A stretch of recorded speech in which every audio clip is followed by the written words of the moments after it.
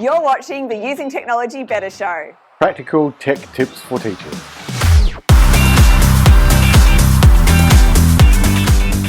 Hello there and welcome back to the Using Technology Better show. I'm Samantha Garrett from Using Technology Better, here with you for episode 7, and here with me in the studio once again is Adrian. Hello Adrian. G'day Sam, it's so good to be back. It just feels like I was here just the other day. It does, but now of course it's winter. It is winter, it is cold. I've got my t-shirt on, but we've got the heater on, so that's do. why we're sitting like this. At least in the Southern Hemisphere anyway, it's winter. So today we are talking about all things professional development, aren't we Adrian? Exactly, and sometimes when people think of professional development, it's as much fun as getting a pencil and sticking it in your eye. But what we want to look at is how PD or professional learning can be that positive thing that kind of kicks you along and takes you further on your learning journey. And we've got some discussion today both about PD at an individual level and also at a whole school level. Exactly. Now for me, the PD that I took that was really relevant and helped me out was stuff that I could take straight back into the classroom and use, but also stretched my thinking. That's a really, really good point. So Adrian, I hear that to kick off the show today, you actually have a special guest lined up for us. Exactly. What I did was I jumped online and had a bit of a conversation. Let's jump in now to see how that went. G'day, the surprise guest is me. Yeah, I'm back. Sorry about that. You just saw me a couple of seconds ago and now I'm back talking about professional learning. Now, interestingly enough, the other week I'd actually done a little bit of a seminar on professional learning and surveyed everyone in the room and asked them what things they used to train their staff. And things like techie brekkies and full day training and part day training was there. I then asked which one they used the most, and full day training came up. So a full day training in IT to be able to use that straight in your classroom came up a lot, was the highest one they used. The second thing I asked after that was which one was the most valuable in terms of long-term benefits for staff and long-term change in the school. Now, the one that was the worst was the full day sessions, which is the one that we offer the most, which is quite interesting because people actually aren't too resistant to change, but they don't like having change forced onto them. So if we can give them some choice in that, then that makes it better because they are choosing what they want to change. Now, as leaders, if you are running professional learning in your school, you've just got to be aware that we're not trying to move everyone forward because there is that top 15% that's probably going to run with everything regardless of what we do. And then there's going to be that bunch in the middle, which is that 80% that you want to move forward. If you can create the enthusiasm in that 80%, then the change will happen organically in your school. So what are my 5 tips that we can use in your space? The first one is the playing field. Every school is different, every workplace is different, every faculty is different. So you need to understand your playing field with who you're dealing with. Because if something works in school A, doesn't necessarily mean it's going to work in school B. So we need to be aware of that. We need to look at our context, our values, and our culture of our school before we start actually applying that professional learning. The next one is, really important, is one size does not fit all. Sometimes we think everyone needs to learn this tool, so we'll provide the training on that. So everyone will going to jump down now and they're going to be using this session. We're going to be teaching them how to use this tool and everyone will take it back into the classroom. What we're finding is that if people can own their learning and own the direction that they're going, it's going to be far better for them to pick that customized training for themselves. So to use something like a checklist where they can self-evaluate to work out where they are so they can choose their learning journey. Have some measurable outcomes there so you can actually have some sort of accountability built in, but let them choose what they want to do because one size does not fit all. It's like me taking my shoes and forcing you to wear them. They work perfectly for me, but they possibly won't work for you. The next one is bite-sized chunks. As that survey showed, having a full day session is probably not the best way to go. But if you do little bite-sized chunks where you can learn things, then take it into your classroom and practice and rehearse, and then come back and learn a bit more, practice and rehearse, the long-term gain is far better than that big kind of sugar rush at the start. You want to have that long burn and that long-lasting change happening because of the technology and the training, and those bite-sized chunks enable people to cognitively develop it and then apply it into their context. Trying to force a whole lot of things down their throat at one time does not work. The next thing to do is then, once you've got that, is to have a look at actually modeling it and practicing it and sharing it with other people. So learn a tool, learn a trick, learn something that you do in your classroom, then get a colleague to come and watch it. That also enables you to polish what you're doing get feedback straight away, but brings in a line of accountability so that people can see that you are moving forward on your learning journey. So that sharing is really important. Even better is getting someone that's nailed something great in the classroom and sharing it with a small group of people so they can take it into their classroom. So you're creating an organic culture of learning and changing the culture towards the way professional learning is done in a school. Now the last tip, number 5, is time. Teachers are always pushed for time. Now there's no way around that. We are stuck in this kind of paradigm of 24 hours in a day, but we have to allow time for people to learn skills, polish them, practice them, develop them, and embed them in their practice before they move on to the next bit. So something like a 10-week plan is pretty good. Go through a skills checklist, work out where you're at. You might be intermediate on one skill that you've got or one tool that you've got. You want to move from intermediate to advanced.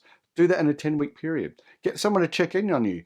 Model that to someone else once you've done it and you've moved up those levels. It's self-driven, it's being checked by other peers, and it also gives you that motivation to keep on going. So there are my 5 tips. There's not too many there. It's pretty good. So my 5 tips, just recapping those 5 tips all over again. Number 1, evaluating your playing field. One size does not fit all. Little and often is far better than one big chunk at a time. Sharing and modeling with others, and time for growth. Now I reckon if you apply those 5 things into your professional learning in the place that you're in your school, in your workplace, or even you professionally, then you're going to move a lot further. Give that a crack. See how you go. We have Paul Hamilton lined up. Over to you, Paul. Welcome to this little section on professional learning, and I've invited Paul Hamilton to jump in and share his wisdom with us. So, g'day, Paul. How are you going? Good, Adrian. How are you? Yeah, no, not too bad. Not too bad. Now, we've had COVID hit us, and that's really changed a lot in the way in which we do our professional development and professional learning. What have you seen the changes that have happened since, in the post-COVID world? Look, I think pre-COVID, I'm not sure about you, Adrian, but I think the webinar and the professional learning used to be quite a static thing. It used to be very much, hey, I'm going to deliver content to you, and at the end of it, might give you some resources if you're lucky. And I think it's moved away from that to more workshoppy, more active, more dynamic, and certainly more personalised. I think, Adrian, I don't know if you agree, but we're certainly starting to call out people's names, and we're starting to make it a more of a personal experience where the webinar is going backwards and forwards, and it's not just that one-way delivery. Yeah, no, that's a really good point, because I think sometimes when the old traditional webinar with someone just talking to a slide deck is kind of gone, because people are looking at that that hybrid kind of learning, but also that hybrid model in terms of their professional learning. So I know that you've been doing a lot of long days in terms of the way in which you've delivered your professional learning. I know that when COVID first started, we would do big full days all the time, and it was quite draining, and we weren't really sure about how to structure a day so it flowed well. So what have you learnt that will help you structure a day really well for the people who are participating in your sessions? Yeah, look, it's a really good point, Adrian. To be perfectly honest, I felt it really draining as well when I was running full-day PDs. But there's a couple of tips. There's a couple of things that I think we can do as trainers, but also professional learning, networks that make it not only easier for you as a presenter, but actually gets the participants actually thinking more than you, the presenter. So the first thing, I think you need an online space, Adrian. I'm not sure about you, but I like to see what the participants are actually doing, kind of making that thinking visible. So having a really great Jamboard or having a great Padlet where you can actually give the participants these mini projects, these kind of doing workshop tasks, but then at the end of it, I guess like good teaching, we can refer back to, we can compare, we can give that immediate feedback, Adrian. So I think having a good online space is really, really important. Yeah, so you're really looking at creating a learning journey for people in that workshop that they're doing, but give them a digital platform for doing that really well. Yeah, absolutely. And we want to just say we have 30 teachers on that session. We want to be able to see what everyone's doing, which I think tech does a great job of that. And I think the other thing is when we start those online sessions, those full days, let's start by just developing that relationship a little bit, that know me before you teach me aspect, and build a little bit of relationship before you jump into the content. That's a really good tip. How do you do that, Paul? What's one of your things that you do to kind of build that relationship? Because I know I do a couple of things, but I'd like to hear what you do. Yeah, absolutely. So I like to find out a little bit away from the teaching or away from the content. So I always ask them where they would like to go. What is something about them that no one else knows about?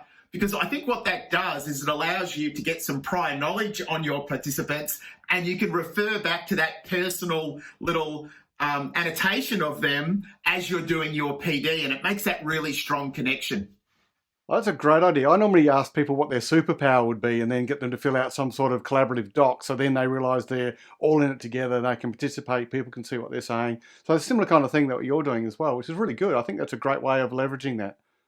It sure is. And I think, Adrian, we do a lot of tech training. So I think finding a teacher's passion with other subjects is a great way that we can leverage tech if they're passionate about literacy or tech design or music. We can kind of build those connections in the session themselves. That's a great idea. So in terms of the way in which you present, what kind of tips have you learned? Because we've gone from face-to-face training to jumping on to do that online training, especially with that post-COVID world that we're in. What things have you learned? What kind of tips could you give people about how to deliver those sessions?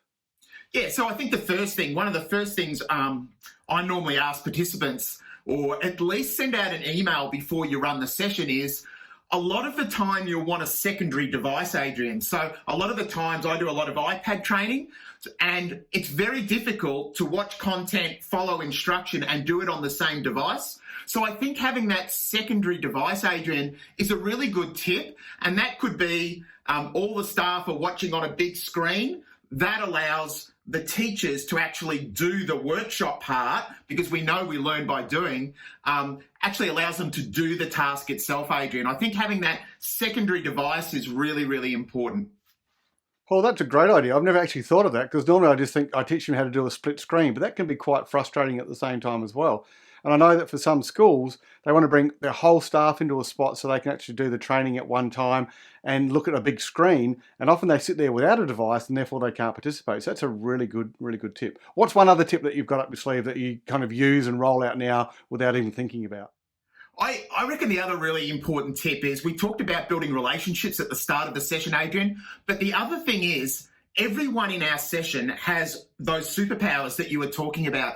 So having on your online platform or your online collaborative space, ask them, their very first question is, what's something that you're really proud of? Tell me about a learning experience, whether it's maths, technology, that's really hit the mark. And what that does is everyone starts reading these amazing experiences, and we start to see the trainer or the facilitator not as the only one that's giving all of the knowledge and the training, but we're there collectively. So I think asking, please share with us one magical aha task or activity you've done with your students, really starts to foster that collaborative nature of the session itself. Well, that's such a good idea. I've actually never thought of doing that. I have looked at your jam boards or your the other boards that you've built up for people to look at, and they are sensational because they give someone a takeaway at the end. So if you had one piece of advice for someone that's going to start doing, say, professional learning or delivering professional learning online, what would be that one thing? Yeah, I think structure the session, Adrian. So start by getting to know your participants, then jump into your content delivery. And then finally, probably the most important session, I think, is your afternoon session, where it's probably less instruction and more allowing your participants to reflect on what they've learned and to plan for success going forward. Because unless we plan and reflect on what we've done, sometimes the PD ends just there, and we want to give them time to plan, what are the units I'm teaching coming up? How can I implement some of the things that I've learned in today's session? That's fantastic. It's a fantastic tip and fantastic advice. I find for me, delivering that learning online to actually stop talking is quite tricky, because when you're in a workshop that's face-to-face and you've got everyone sitting there, you can see them working and collaborating together, so you do actually naturally stop talking. But when you're doing an online thing, sometimes it's really hard to see that. And that last point you've got there for letting them reflect and look back over what they've done and what they're going to take forward gives great opportunity for them to develop their learning and kind of even consolidate what you've been teaching, but also gives you time to actually have a rest and have some downtime before you finish up. Absolutely. I think one of the things is putting the learning back into the hands of the participants and making sure that you allow time for them to do the activities themselves. But as you said, Adrian, reflecting on how you're then going to use it with your students or with your fellow colleagues if it's more of an admin type training. Brilliant. So thanks so much, Paul, for your time. It's just wonderful to get online and just have a chat again. And if anyone does have the opportunity to jump into one of Paul's training sessions, I highly recommend them because they are absolutely fantastic. So thanks so much for your time, Paul. Thanks, Adrian. No worries. See you soon. Ciao. See you later. Thanks so much for that, team. I really loved hearing your ideas and the conversation. And I really hope that all of you watching at home have had your thinking about professional learning challenged a little bit. Alrighty, and of course, Adrian, it's been a pleasure. Thank you so much for being here with me. Thanks for having me, Sam. And you know what? I've learned a whole lot today, so I can't wait to put some of that into practice. Agreed. Alrighty, everyone, that is it for the show today. But if you haven't already subscribed to the Using Technology Better YouTube channel, we highly recommend that because then you're going to get notified about all the latest episodes of the show. But that's it for today.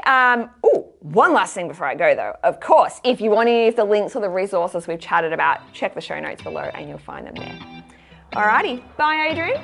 See you, Sam. Bye everyone. See you later. Ciao.